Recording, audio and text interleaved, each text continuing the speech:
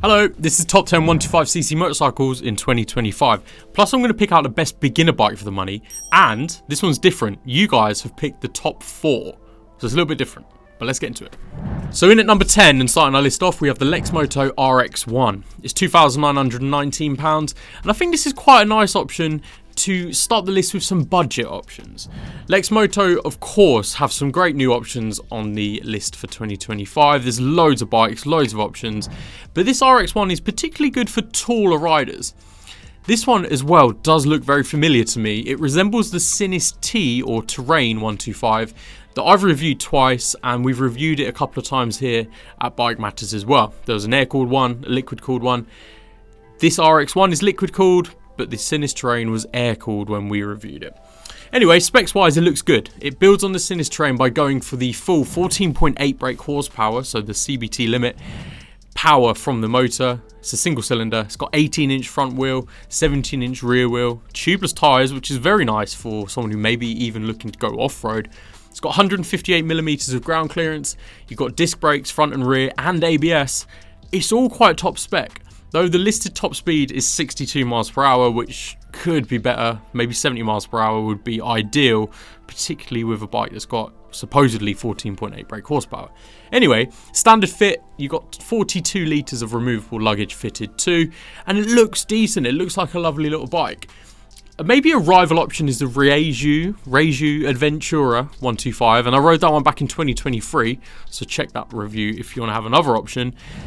And another budget option from Lexmoto that I think particularly stands out is the RSS 125 Scrambler. That one's £2,759 and 99 pence, and it's got a bit of a Husqvarna build to it with the 14 brake horsepower single. But anyway, this RX1 looks nice stylistically. Just to get yourself on the road in 2025, this could be quite a good option. We'll keep to the Bike Matters helmet score, and I'm going to give it 3 out of 5. Next up, number 9, Keeway X-Light 125. Keeway says this is a modern cafe racer that punches far above its weight class and tuned for city riding. And with a listed top speed of 60 miles per hour, with 11 brake horsepower and 9.7 newton meters of torque at your disposal, it could be good, could be a bit underpowered, but I think it looks nice. But is this really a cafe racer? This term seems to be a bit loose here. Keeway featured an upswept exhaust, gaiters on the telescopic forks, and they highlighted an upright riding position with high position mirrors, a nice upright bar. It's all scrambler features in my mind, as opposed to your stereotypical cafe racer with clip-ons and a bit of an aggressive look. Let me know in the comments if you agree. But anyway, the DRLs and LED front headlight look like nice features. You've got a simple but nice central display with an integrated USB, which is always quite handy if you're looking to use your phone on the go, maybe for maps and getting around the city. I'd argue this central gauge is even nicer than some of the premium gauges you see on the market today. I'm not looking at you, Triumph, but that Tiger Sport 800, I'm looking directly at Triumph there. The ABS is standard on this bike with 2 disc brakes on a front 18-inch and rear 17-inch wire spoke wheel combo. Again, scrambler, no? Seat height is super accessible. It's got a nice accessible price point, £2,499, and I believe the weight is 131 kilograms, which is nice and light, pretty good for a 125. Other keyways to consider, you've got the cruiser spec K-Light 125 at the same price point, and you've also got the tasty looking V Cruise 125. It's got a liquid called V Twin, no hints in the name, which is a rarity in the 125 world as well, thinking about it. But it's got a meager 12.7 brake horsepower for your £4,499. Style over substance, maybe? I don't know. 3 out of 5 score. At number 8, we've got the KTM Duke 125. Now, fans of Bike Matters will know that we had the KTM Duke 125 in for review last year, so in 2024. And whilst it is a premium and very well-equipped machine, its place on the 2025 list is a result of a rather lackluster performance.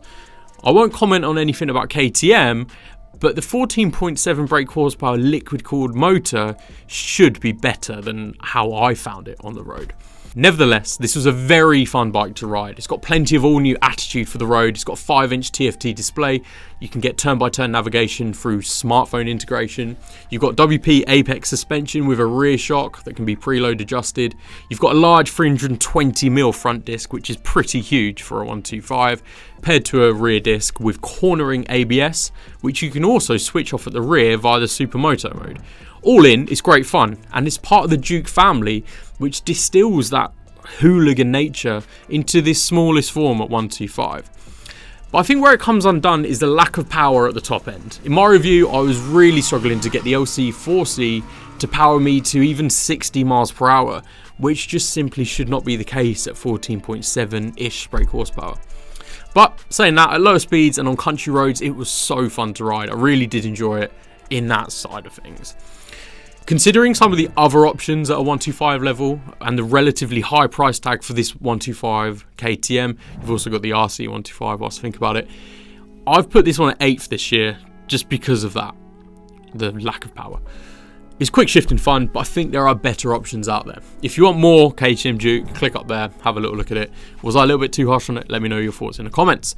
3 out of 5. When it's time to get insurance for your moped, scooter or motorcycle, make sure to head on over to lexhaminsurance.co.uk for an insurance quote.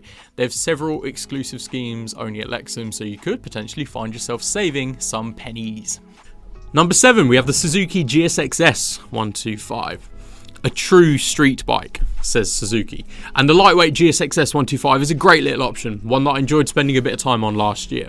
It's an enjoyable bike to ride, it's responsive, and it's good fun, particularly with that decent power to weight ratio. It's a combination of the CBT friendly limit, 14.7-ish brake horsepower from a double overhead cam motor, which is very nice, and a low overall 135 kilogram weight.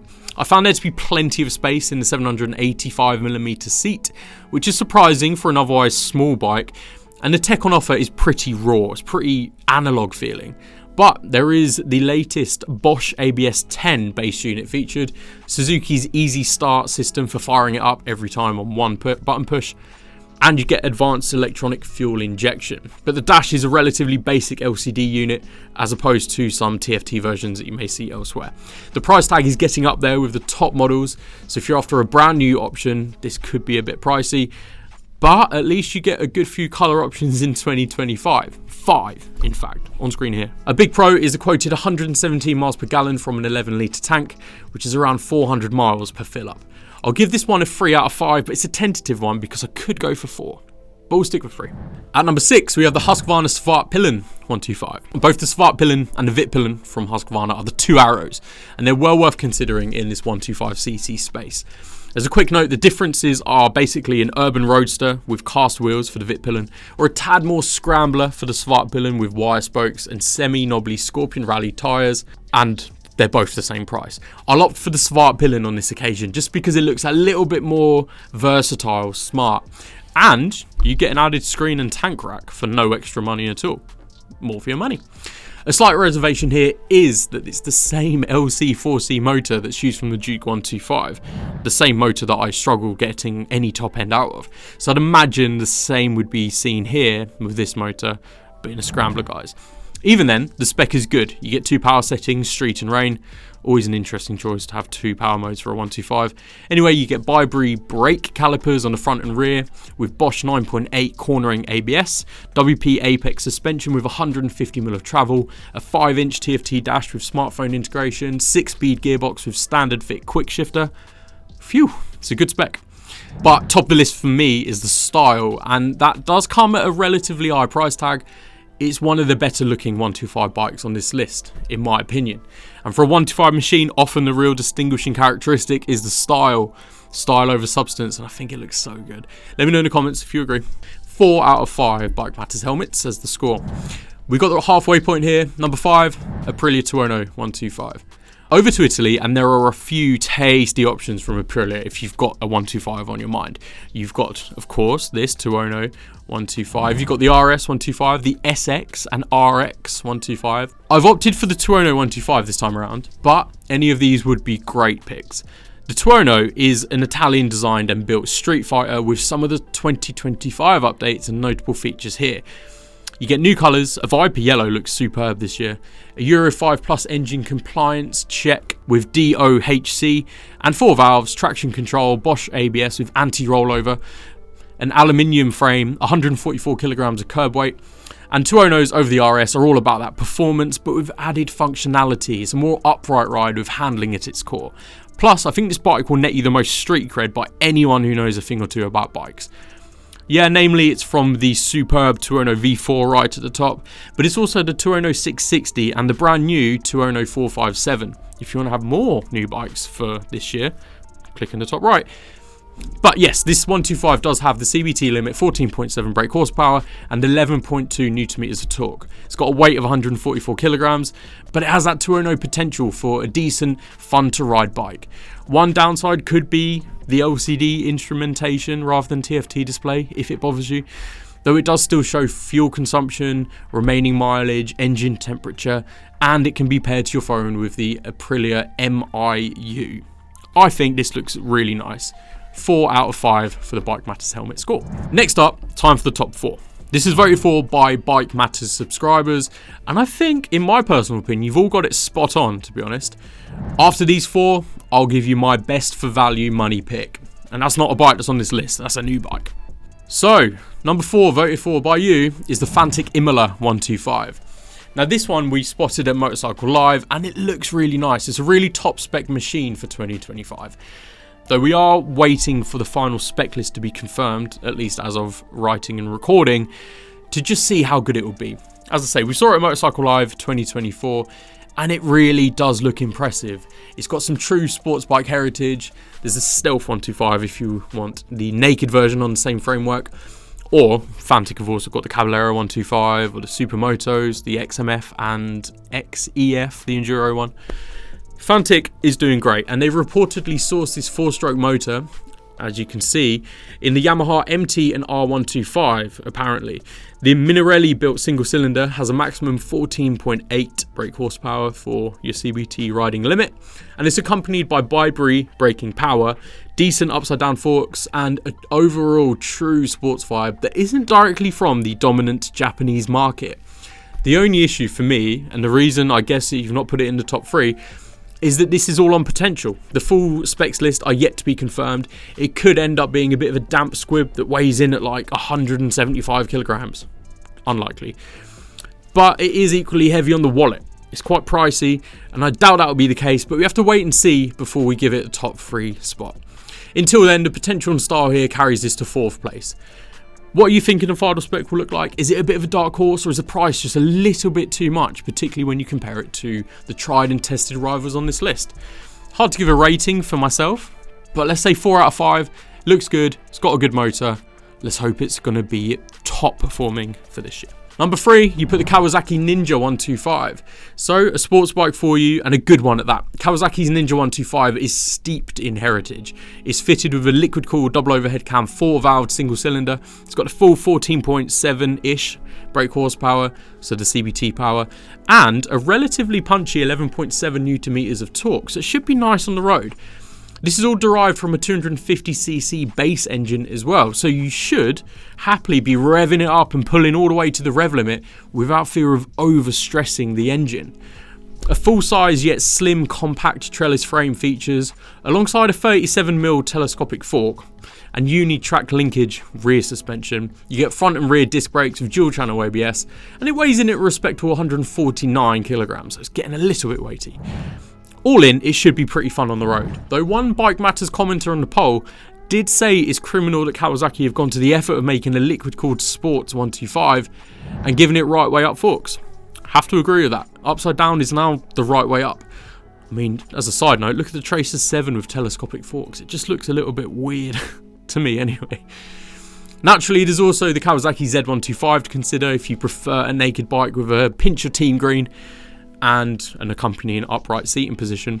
But I think there is a certain charm to pushing a sports-based 125 to its limit at full tuck, trying to carry as much speed as possible through successive corners. That's just always the most fun riding I've had. The price for this one is pretty reasonable, at £4,699, though some may prefer a TFT display. Again, do you prefer a TFT over LCD? Am I wrong? Are you not fussed about it? I don't know. Let me know. 4 out of 5 Bike Matters helmets on this one. Number 2, we have the Honda CB125R. So over to the big red wing in Japan. You knew Honda would be on this list, and here they are at number 2. There are quite a good few options with 125cc motors if you're a Honda fan. You've got the Grom, the Super Cub, the CB125F. You've got older options like the CBR 125R, but we've gone for the CB 125R. It has a style, 14.7 brake horsepower, peak power from a double overhead cam, 4-valve motor, and it's a Honda, so it's going to be bulletproof, so it has that reliability. But it's all a reasonable £4,699. What's more, you have a 5-inch TFT, 41mm Showa separate function big piston forks, which are very good. Dual channel ABS braking with an IMU and Nissin calipers, a low overall 130 kilogram weight, so it should be good for 70 miles per hour at least. And you've got some bold colours. It's just a shame that the tank is relatively small at 10.1 litres. I did also note here that the 2023 model is listed at £4,249, and it seems to be relatively similar as an overall package, so you could grab a bargain and just go for a slightly older model that will be just as good to ride. For this 125, it gets a full 5 out of 5. And here it is, the number one pick as voted for by Bike Matters subscribers. After this is my best for the money pick. It's the Yamaha R125. Of course it's the Yamaha R125. It's the abominable Yamaha. And for a good reason. You see these everywhere, they're so popular. Bike Matters fans voted this as number one for 2025, and by a decent percentage as well. The tech is top here. Variable valve actuation for some greater top end power, an R1 inspired TFT display with smartphone connectivity, full Euro 5 Plus compliant power at 14.8 brake horsepower and 11.5 Newton meters of torque. You've got an assist and slipper clutch, traction control, ABS, and a decent weight, 141 kilograms. The 41mm KYB upside down forks and a link type rear suspension features alongside the Delta Box chassis and aluminium swing arm, ensuring the very best of the on the road control and agile handling. There's even a central LED headlight and dual LED position lights, which is said to be derived from the R7 with an M-shaped nose to give you that top level R feeling. If you're a 125cc rider, you'll know that the R125 tends to be the most sought after of all the bikes out there. Though you do pay for it, this is the most expensive option on the list and among the priciest out there at this capacity, especially brand new. But used options seem to hold their value very well, so you could get one, hold its value, sell it just as much as you buy it, I don't know. Other options from Yamaha, of course, the MT125, the XSR125, and they're arguably top 3 contenders too. If I personally was riding a 125, I'd probably be looking for an R125. It's got the sporty R style, attitude, and it's got some MotoGP influence in there as well. 5 out of 5 helmets. And last for my budget pick, Zontez ZT125 G1. Now hear me out. Zontez seems to be on the up. They've been around for a while in the 125cc world, but they seem to be providing some seriously tempting options now that look seriously good for the money, especially as bikes go up in price. These ones are offering a good middle ground, shall we say, for your money and the spec that you get. Now this ZT125 G1, despite having a less than appealing naming convention, because all the model names from Zontez start ZT125, bit long. The overall package here looks really decent. You've got dual channel Bosch ABS on disc brakes, front and rear, a scrambler-ish style. You've got knobbly tyres from CST, LED lighting, a huge 20-litre fuel tank, underslung exhaust, dual USB ports, an aluminium swing arm, and is topped off with a high compression ratio SOHC, so single overhead cam, 4-valve liquid cooled motor, liquid cooled is good, and you get a slipper clutch. Power is quoted at 14.5 brake horsepower, so not quite the peak figure, but it's not far off. And the torque figure here is the highest on the list, 13 Newton meters. Again, that's quoted, we don't know for sure.